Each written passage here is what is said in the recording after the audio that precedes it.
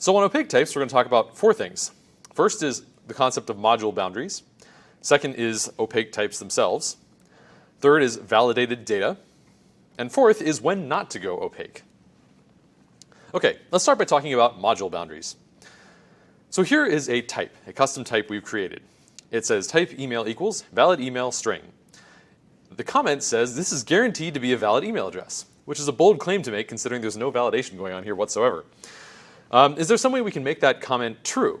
Well, there is from a module perspective, but not if we do this. So if this is our module heading, it says module email exposing email parentheses dot dot. That little parentheses dot dot right there means that we can't actually make any guarantees about how this thing is constructed. The parentheses dot dot means that we are exposing this valid email variant.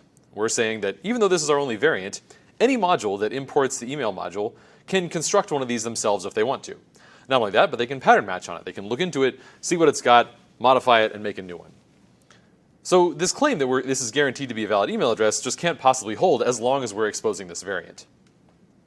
Okay, but let's say that we wanted to do a little bit better, and we wanted to make it so that we could actually enforce this invariant.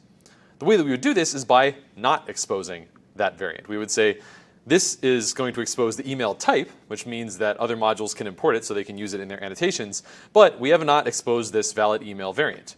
Nobody else can do that. Only within this module can this thing be instantiated. And then we can expose various ways to obtain one of these email values in a different way without constructing it directly. So we could say we'll have a from string function, which takes a string and then returns a result with either a string error describing what went wrong, i.e.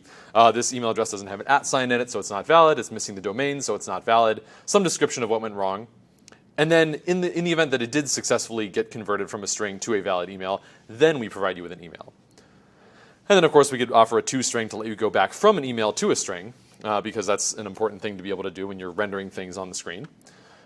But with this API, because of this module boundary and the fact that we're not exposing this one variant that it has, we've made it so that it's not possible for someone to obtain an email value in any other module without having gone through this from string function, without having run through this validation that ends up giving us an email only if the validation passed. And now the comment's actually accurate. It really is guaranteed to be a valid email address because if you've obtained one, you must have obtained it through this validation function.